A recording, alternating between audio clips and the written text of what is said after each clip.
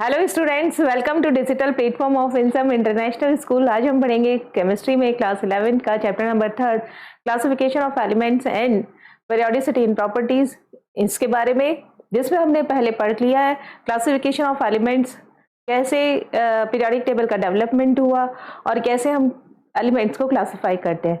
Now आज से हम शुरू करेंगे कि प्रॉपर्टीज में पीरियोडिसिटी, कौन कौन सी प्रॉपर्टीज में और कैसे पीरियोडिसिटी होती है। तो इसमें हम सबसे पहले पढ़ने वाले हैं कौन सी प्रॉपर्टी, एटॉमिक रेडियस। कितनी प्रॉपर्टीज आपको पढ़नी है यहाँ पर? Atomic radii, electron ionization potential या आयनाइजेशन एनर्जी, इलेक्ट्रॉन एफिनिटी या electron gain enthalpy, electron negativity और कैसे केमिकल प्रॉपर्टीज में चेंज होता है, पीरियोडिसिटी होती है। हम टोटल 5 प्रॉपर्टीज को पढ़ने वाले हैं। तो सबसे पहले हम पढ़ेंगे एटॉमिक रेडियस। एटॉमिक रेडियस यानी कोई भी प्रॉपर्टी है, जब हम पढ़ेंगे फिजिकल प्रॉपर्टी को तो उसको सबसे पहले डिफाइन करेंगे। सबसे पहले क्या करना है, उसे डेफिनेशन, फिर उसका क्या करना है, यूनिट। देखिए क्या क्या किस किस में करते हैं हम।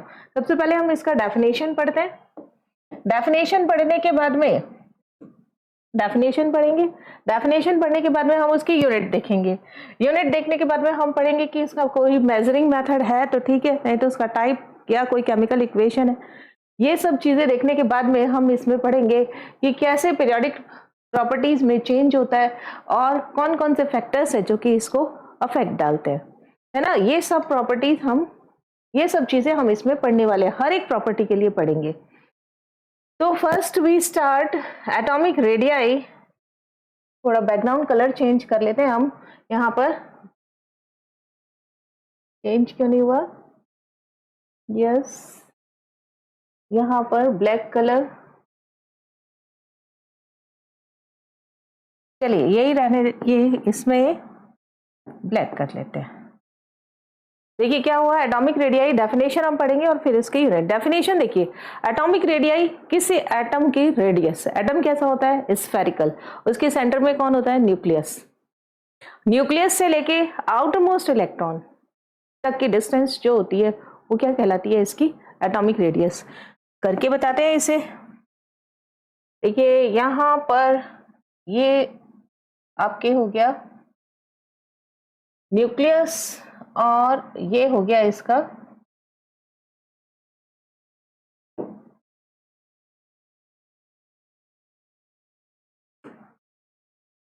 चलिए हो ही गया है तो इसे हम कर ही लेते हैं।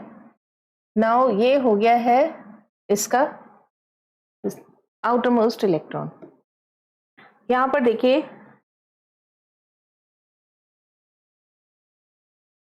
अगर मुझे इसे फिल करना पड़े तो मैं इसको इससे फिल कर देती हूँ, ठीक है।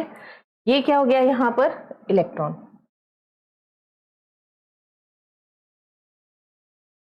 तो ये हो गया यहाँ पर पॉजिटिवली चार्ज, इसे बोलते हैं हम न्यूक्लियस। और ये हो गया वैलेंस इलेक्ट्रॉन, है ना। Valence electron means outer most electron, सबसे बाहर, आउटर मोस्ट इलेक्ट्रॉन, है ना। इन दोनों के बीच का जो डिस्टेंस है, यहां से लेके यहां तक का जो डिस्टेंस है, ये distance, it is called atomic radii.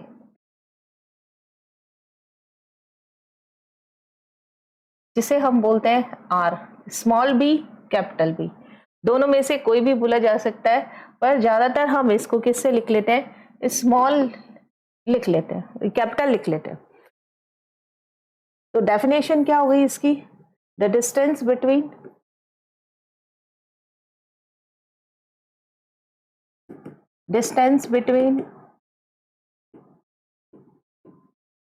किसके बीच का है? Nucleus and outer most electron. Nucleus and outer most electron या shell is called atomic radii, जिसको आप किससे लिखेंगे? आर से। पर आप मुझे बताइए, क्या एटम का एक आइसोलेट करना पॉसिबल है? Answer is no. एटम को हम आइसोलेट नहीं कर सकते, ना ही इसकी बाउंड्री को हम फिक्स कर सकते हैं। ये बाउंड्री यहाँ तक ऐसे होता है ना, प्रोबेबिलिटी जो होती है ये ऐसे आएगी, इलेक्ट्रॉन ऐसे, तो इसकी बाउंड्री भी क्या है, फिक्स नहीं है। और यहाँ पर हम एटम को आइसोलेट भी नहीं कर सकते, तो जब हम एटम को आइसोलेट नहीं कर सकते, इसकी बाउंड्री को फिक्स नहीं कर सकते, तो अब तक हम क्या नहीं बता पाएंगे, एटॉमिक रेडियस, यानी सिंगल या isolated electron possible, isolated atom possible नहीं है, boundary is not defined, so we can not measure atomic radius isolated. It is very difficult to measure. It is very difficult to measure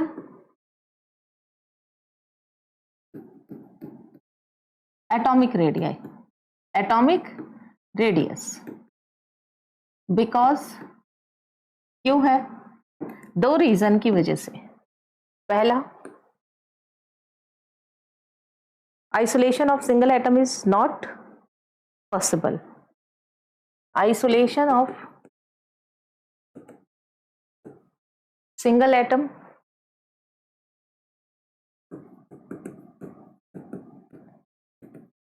is very difficult. Isolation बहुत मुश्किल है.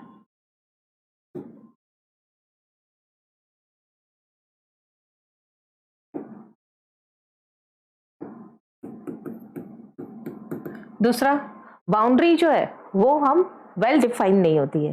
There is no well defined boundary, there is no well defined boundary. ये दो ऐसे reason है जिसकी वजह से हम क्या होता है कि एटॉमिक रेडियस को फाइंड आउट करना डिफिकल्ट होता है, मेजर करना डिफिकल्ट होता है. तो हम क्या करें, हम कैसे फाइंड आउट करें एटॉमिक रेडियस को, हम करेंगे मॉलिक्यूल के, मॉलिक्यूल यानी दो एटम से मिलके जो बनता है उनके बीच का जो इंटरन्यूक्लियर डिस्टेंस होता है उसका अगर हम मेजर कर ले तब हम इसका हाफ करके एटम की रेडियाई को मालूम कर सकते हैं. तो एटॉमिक रेडियस यहां से हटा देते हैं, इसे यूनिट्स वाला पोर्शन ये बाद में करेंगे. सो एटॉमिक रेडियस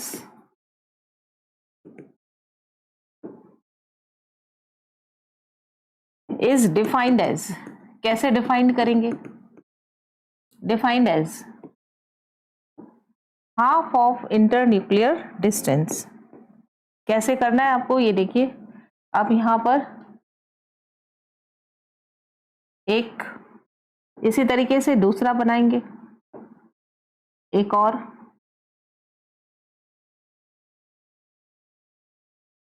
इसे ले आएंगे पास में. इसको कहाँ ले आएंगे, इसके एकदम पास में. इन दोनों के सेंटर में कौन है, इन दोनों के सेंटर में है न्यूक्लियस. इसके भी सेंटर में कौन है, न्यूक्लियस.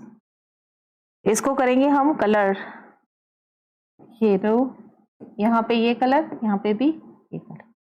इन दोनों के बीच का डिस्टेंस, इन दोनों का बीच का डिस्टेंस कैसा हो जाएगा, ये लेते हैं.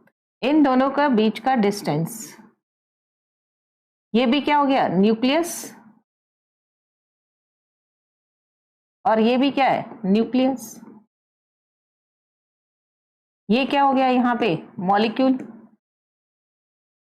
ये यहां से इसको अगर मैं ए मान लूं, ये पॉइंट अगर मैं ए मान लूं और इसको मान लूं मैं बी, तो ये क्या हो जाएगा, इंटर न्यूक्लियर डिस्टेंस. यहां पे ये क्या चीज आ गई मेरे पास में, inter nuclear distance, inter nuclear distance, जिसे आप क्या बोलते हैं, बॉन्ड लेंथ और बॉन्ड लेंथ, है ना. या तो आप बोलिए इंटर न्यूक्लियर डिस्टेंस या क्या बोलिए आप, बॉन्ड लेंथ. दोनों की बॉन्ड लेंथ का हाफ, ये यहां तक ले लेते हैं, दोनों की बॉन्ड लेंथ का हाफ क्या होगा, दोनों की बॉन्ड लेंथ का हाफ क्या कहलाएगा यहाँ पर?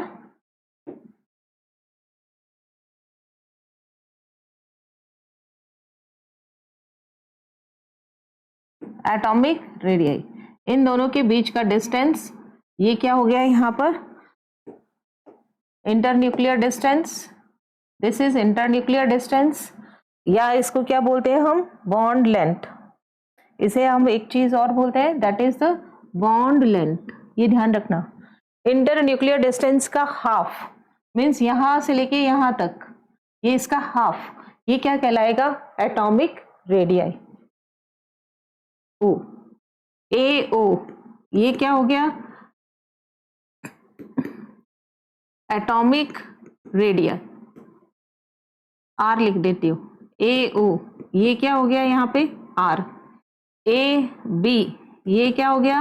Inter nuclear distance, I N D, inter nuclear distance, या फिर इसको क्या बोलते हैं हम?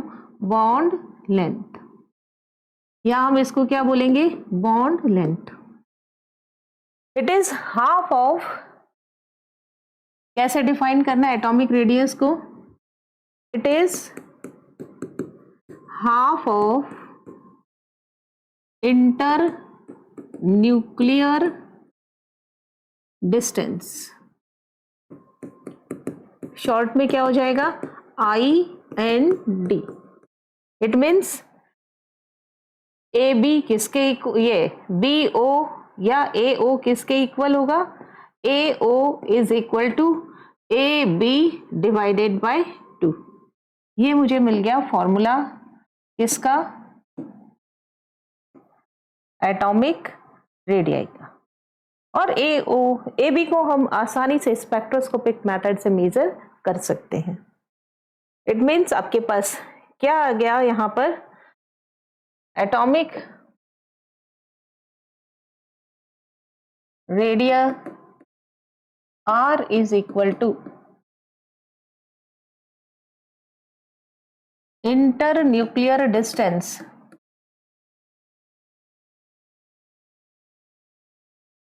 जिसे आई एंड डी बोलते हैं, small D by 2। It is, ये हो गया फॉर्मूला, बहुत ही इंपॉर्टेंट है ना, half of. Now unit, units क्या क्या होती है? Units of atomic radii. यहाँ पे बहुत ही छोटा साइज होता है, जैसे कि रदरफोर्ड मॉडल में आपने पढ़ा, एटॉमिक रेडियाई का ऑर्डर क्या होता है? 10⁻⁻10, क्या? मीटर। यूनिट क्या आ गई? मीटर, है ना। It is order of 10⁻⁻10 metre. तो इसके लिए क्या क्या यूनिट आप यूज कर सकते हैं? फर्स्ट यूज करेंगे मीटर। अगर एसआई की बात करेंगे तो मीटर, स्मॉल एम, ये एसआई यूनिट है। आपस में रिलेशन भी बताएंगे। दूसरा एंगस्ट्रॉम, कैसे लिखते हैं? A degree angstrom. तीसरा picometre, picometre PM, small P आता है। चौथा, फोर्थ है यहाँ पर, वैसे मेनली तो ये तीन ही होते हैं, है ना। एंगस्ट्रॉम में होता है, या फिर पिकोमीटर में होता है, या फिर मीटर में होता है, या इसके अलावा यहाँ पर माइक्रोमीटर,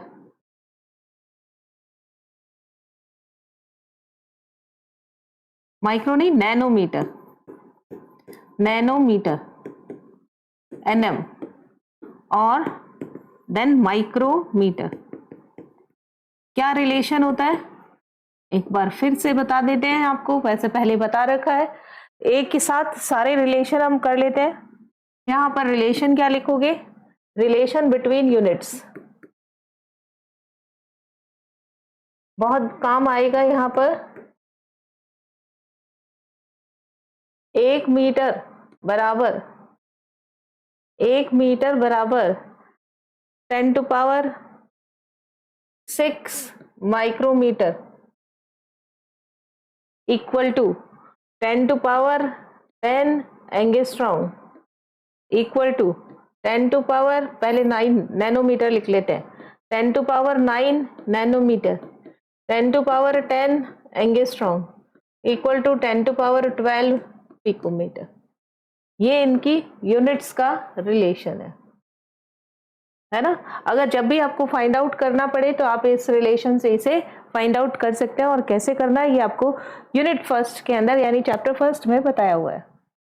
नाउ मेजरिंग मेथड, कैसे मेथड मेजर कर, किससे हम एटॉमिक रेडियाई को मेजर करते हैं, that is X-ray diffraction method और स्पेक्ट्रोस्कोपिक मेथड। IND हम क्या मेजर करते हैं, inter nuclear distance measured by, inter nuclear distance को हम मेजर करते हैं यहां पर, ये ध्यान रखना। इंटर न्यूक्लियर डिस्टेंस किससे मेजर करते हैं, measured by X-ray diffraction method, X-ray diffraction, FIA diffraction method, और किससे कर सकते हैं हम, स्पेक्ट्रोस्कोपिक मेथड। ये टर्म्स अभी नहीं समझा सकते आपको, लेकिन हायर क्लासेस में इसे हम यूज में लेते हैं। नाउ एटॉमिक रेडियाई, अब देखिए हम यहाँ पर किससे मेजर कर रहे हैं एटॉमिक रेडियाई को, मॉलिक्यूल से, और मॉलिक्यूल के बीच में क्या होता है, बॉन्ड बनता है। एटम्स के मॉलिक्यूल कैसे बनते हैं, जब एटम के बीच में क्या बन रहा हो, बॉन्ड, तो जितना बॉन्ड का टाइप होगा एटॉमिक रेडियाई का भी उतना ही टाइप होगा। मीन्स ये किस पर, टाइप ऑफ एटॉमिक रेडियाई किस पर बेस्ड होगी, on the basis of type of bond, है ना। It is based on classification of atomic radii, classification of atomic radii is based upon type of chemical bond, कि molecule के बीच में bond कैसा बनता है। ये सबसे इंपॉर्टेंट बात है कि इसके बीच में बॉन्ड कैसा बन रहा है, उसी बात पे डिपेंड करेगा क्लासिफिकेशन किसका, एटॉमिक रेडियाई का। तो यहां पर मैं लिख देती हूं, एटॉमिक रेडियाई कितने तरीके का होगा, अगर दोनों के बीच में कोवलेंट बॉन्ड है, कोवलेंट बॉन्ड किससे बनते हैं, by sharing of outer most electron. Covalent है तो कौन सी रेडियाई निकलेगी, कोवलेंट रेडियाई। ओके, अगर उनके मेटल और मेटल के बीच में कोवलेंट बॉन्ड कब बनता है, हमने पहले भी डिस्कस किया था, दोनों ही नॉन मेटल्स के बीच में, नॉन मेटल और नॉन मेटल के बीच में क्या बनता है, हमेशा कोवलेंट बॉन्ड बनता है। नाउ मेटल और मेटल के बीच में कौन बनेगा, मेटालिक बॉन्ड, और आयंस के बीच में कौन सा बनता है, आयनिक बॉन्ड। लेकिन उससे पहले जो मोनोएटॉमिक होते हैं वो क्या बनाते हैं, van der Waals radii, van der Waals radii, ये मोनोएटॉमिक बनाते हैं। और सबसे लास्ट में आयनिक रेडियाई।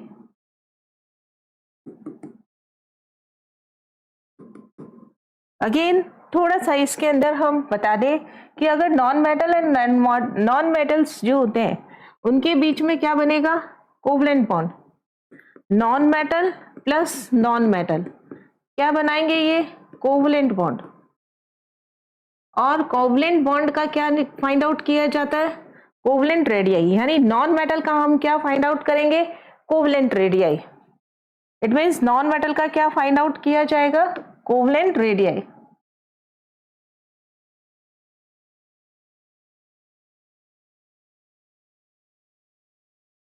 नॉन मेटल का हम क्या फाइंड आउट कर लेंगे, covalent radii.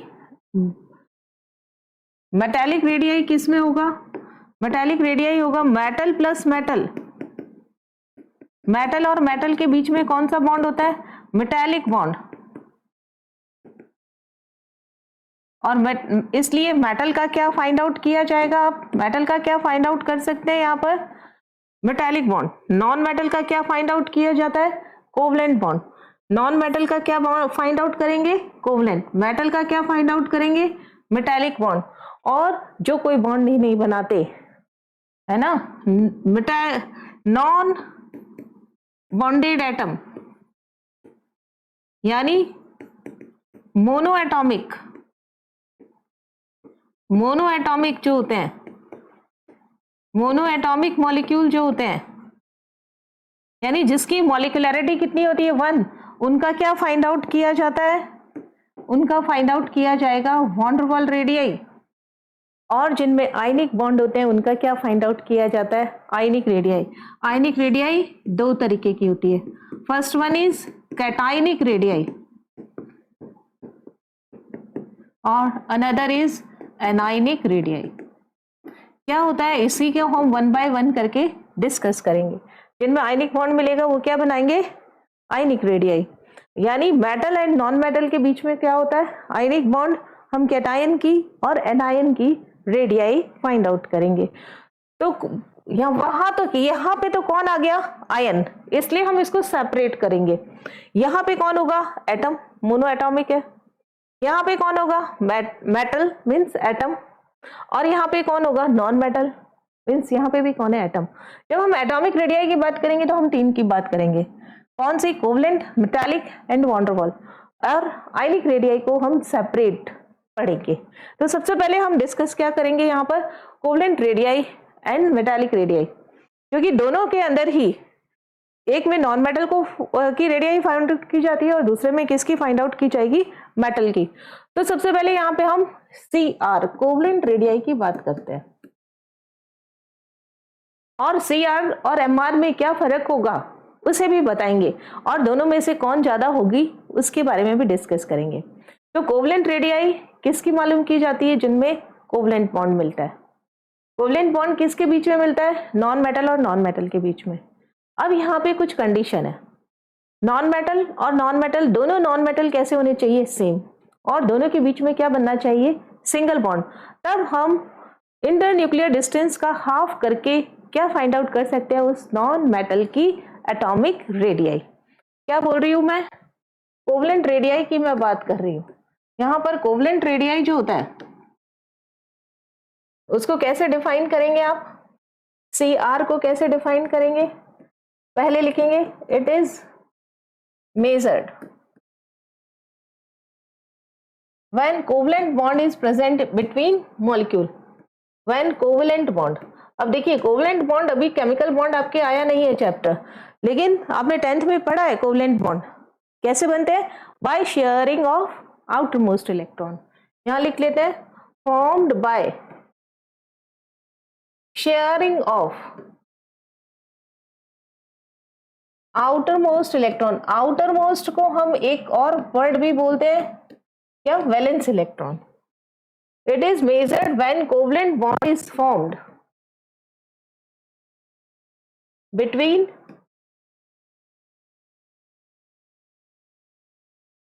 Two atoms.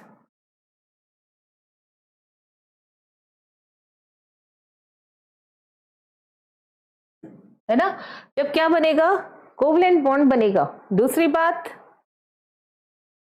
In a molecule, in this molecule only single bond, both non-metals are same.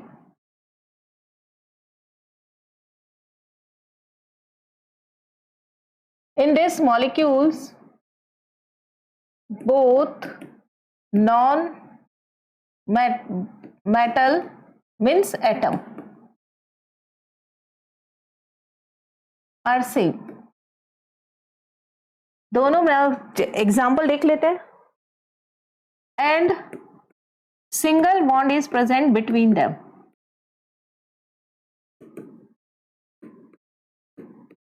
Between them मतलब आपके पास में दोनों क्या होने चाहिए, नॉन मेटल सेम होने चाहिए, दोनों नॉन मेटल क्या होने चाहिए, सेम, और दोनों के बीच में क्या होना चाहिए, सिंगल बॉन्ड।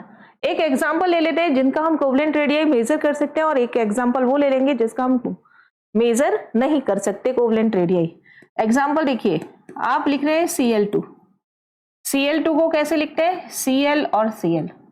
शर्त देखिए, कंडीशन यहां पे क्या लिखी है मैंने, first condition both atoms are same, non metal लिख लेती हूँ, both non metal are same. Same है, कौन है, Cl। Now single bond is present, एक ही है ना, तो single bond is present between them, is present between them, इसलिए इसका हम क्या निकाल सकते हैं, covalent radii between them. So we can measure covalent radii. So we can measure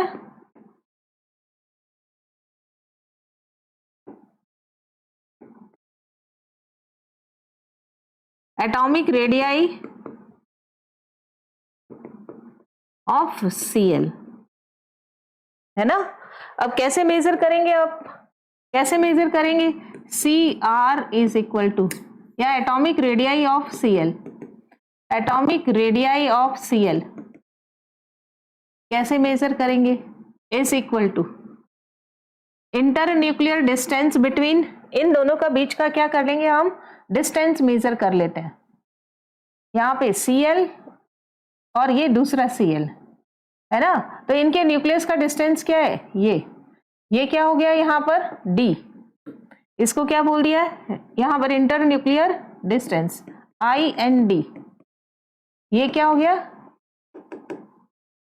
small d, कितना आया स्मॉल d, कहां से आया, एक्सरे डिफ्रेक्शन मेथड से, तो ये क्या हो गया IND का हाफ, IND का क्या हो गया हाफ, इसे आप मेजर कर सकते हो। एग्जाम्पल नंबर 1, एग्जाम्पल नंबर क्या हो गया 1। Now example number 2, example number 2 जैसे हम करते हैं यहाँ पर HOOH, मुझे क्या मालूम करना है, एटॉमिक रेडियाई ऑफ O, है ना। इट मीन्स कर सकते हैं या नहीं, यस कर सकते हैं। दोनों ऑक्सीजन क्या है यहाँ पर, दोनों ऑक्सीजन क्या है यहाँ पर, सिंगल बॉन्ड से जुड़े हुए, इसके बीच में क्या है सिंगल बॉन्ड, और यहाँ पे ये क्या है same atom, same non metal, तो हम कैसे निकालेंगे IND between O and O, O and O and divided by 2, है ना। इस तरीके से हम मेजर कर सकते हैं, लेकिन but we can not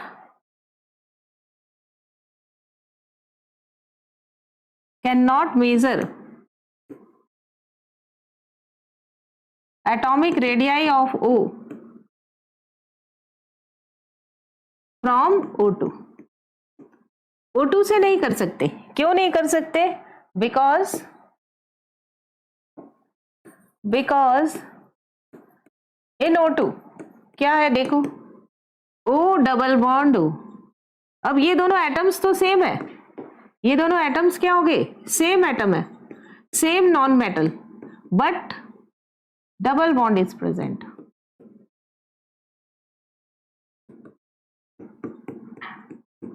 okay है ना। इस तरीके से आपने देखा कि किनका हम कर सकते हैं और किसका नहीं कर सकते, सिंगल बॉन्ड होना चाहिए, सेम एटम होना चाहिए, हम कोवलेंट रेडियाई मेजर कर सकते हैं। तो इस तरीके से आपने देखा कि किस तरीके से हमने कोवलेंट रेडियाई मेजर कर सकते हैं, इसके लिए क्या क्या कंडीशंस होनी चाहिए। फर्स्ट क्या कंडीशन थी, सिंगल बॉन्ड होना चाहिए दोनों सेम न्यूक्लियर नॉन मेटल के बीच में, है ना। तो हम किसी भी नॉन मेटल का कोवलेंट रेडियाई फाइंड आउट कर सकते हैं। नॉन मेटल्स के लिए क्या होता है, कोवलेंट रेडियाई होता है। Now next van der Waals radii, van der Waals radii पढ़ने से पहले हम पढ़ेंगे मेटालिक रेडियाई क्या होता है, और उसके बाद में पढ़ेंगे हम वॉन डेर वाल रेडियाई क्या होता है। तो नाउ वी डिस्कस, अब मेटालिक रेडियाई किसकी फाइंड आउट की जाती है, मेटल्स की, जैसे कोवलेंट रेडियाई किसकी फाइंड आउट की जाएगी, नॉन मेटल्स की, ऐसे ही मेटालिक रेडियाई किसकी फाइंड आउट की जाएगी, मेटल्स की। इसमें भी सेम ही प्रोसेस होता है, मेटल और मेटल के बीच का इंटरन्यूक्लियर डिस्टेंस फाइंड आउट कर लिया जाता है, और उस डिस्टेंस का हाफ क्या होता है, मेटालिक रेडियाई। क्या किया करते हैं हम, first measure internuclear distance IND बोलते हैं हम इसे,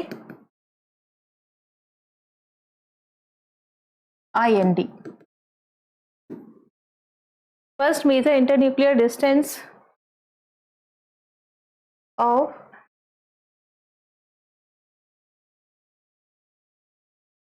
metal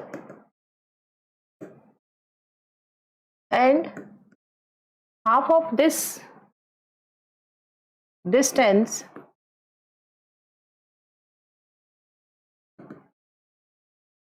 is called metallic radii. Again इसे भी RM कह देते हैं हम, उसे RC, इसे RM. नॉन मेटल्स के लिए कोवलेंट रेडियाई होता है और मेटल्स के लिए मेटालिक रेडियाई होता है. अब इन दोनों में फर्क क्या होता है? जैसे इसमें भी आप क्या करोगे, ये मेटल और दूसरा भी क्या हो गया, मेटल हो गया. इन दोनों के न्यूक्लियस का डिस्टेंस जो होगा वो क्या हो गया, इन दोनों के अंदर क्या होना है, न्यूक्लियस. दूसरे कलर से कर देंगे, फिल कर देंगे इसको. चलो कलर तो बाद में कर लेंगे इसका.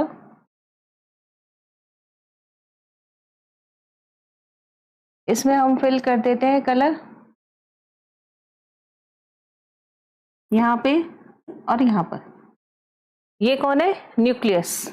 इस न्यूक्लियस के बीच में ये है न्यूक्लियस और ये क्या है, मेटल्स का. ये भी न्यूक्लियस है, ये भी क्या है, न्यूक्लियस. ये दोनों क्या है, मेटल. ये मेटल और ये भी क्या है, मेटल. इन दोनों के बीच का ये डिस्टेंस क्या होता है, IND, है ना. इसको बोलते हैं स्मॉल d. यहां से लेके यहां तक. अगेन किससे मेजर कर लेंगे, इलेक्ट्रॉन डिफ्रैक्शन मेथड से, एक्सरे मेथड से, न्यूट्रॉन डिफ्रैक्शन मेथड से इसे मेजर कर लिया जाता है. तो RM किसके इक्वल हो जाएगा, IND का हाफ. इंटर न्यूक्लियर डिस्टेंस का हाफ क्या हो जाता है, इंटर न्यूक्लियर डिस्टेंस का हाफ क्या हो जाएगा यहाँ पर, मेटालिक रेडियाई.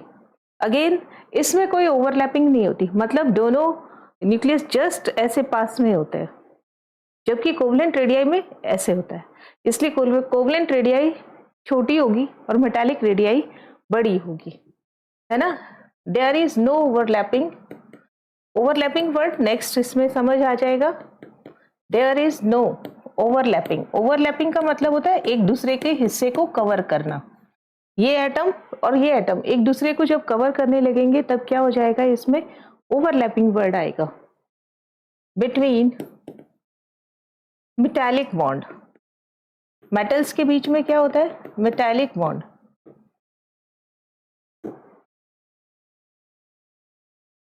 ओके, यानी इट इज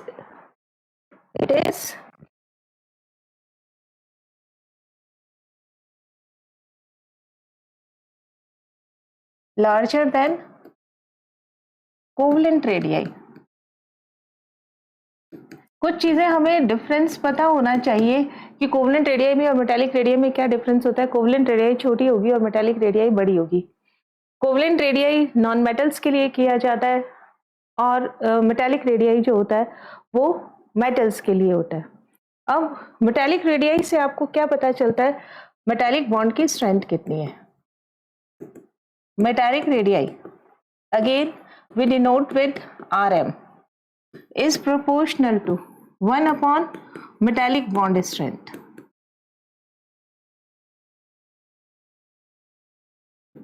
है ना. मेटालिक बॉन्ड की जितनी ज्यादा स्ट्रेंथ होगी उतना ही आपको क्या होगा, रेडियाई जो होगी वो छोटी मिलेगी.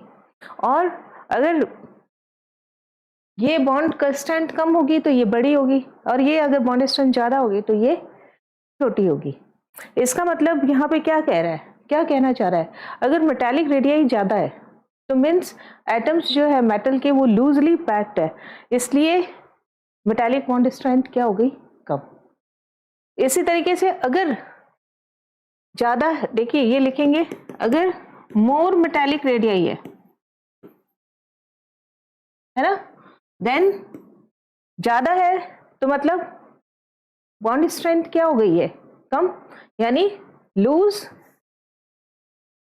क्रिस्टल स्ट्रक्चर, या इसमें बोल सकते हैं हम loose crystal packing.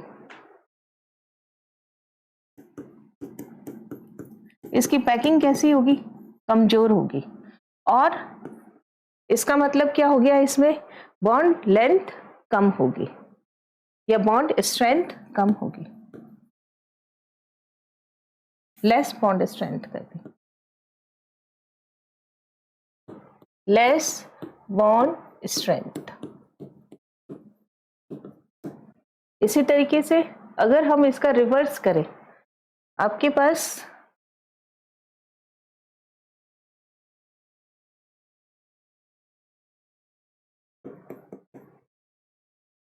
Less RM है, इसका मतलब क्या है, बहुत ही टाइट क्रिस्टल पैकिंग है, बहुत ही अच्छी क्रिस्टल पैकिंग है।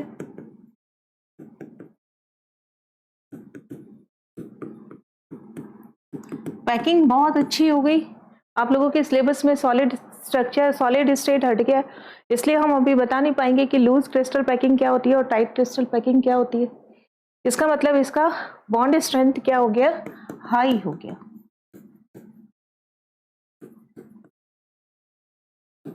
बस आप इतना ध्यान रखेंगे कि लूज का मतलब हो गया मेटल्स ऐसे दूर दूर है, ये दूर दूर है, ठीक है, और टाइट का मतलब क्या हो गया, मेटल्स बहुत ऐसे पास पास है, पैकिंग इस तरीके की।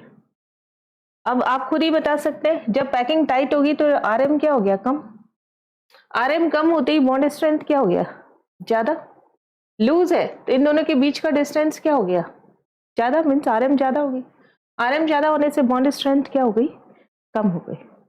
तो इस तरीके से मेटालिक रेडियाई जो होगी, आर एम जो होगी वो बड़ी होगी किससे, आर सी से। इस सेशन में हम आज इतना ही पढ़ने वाले हैं, नेक्स्ट सेशन में हम इससे आगे का पढ़ेंगे। Thank you so much.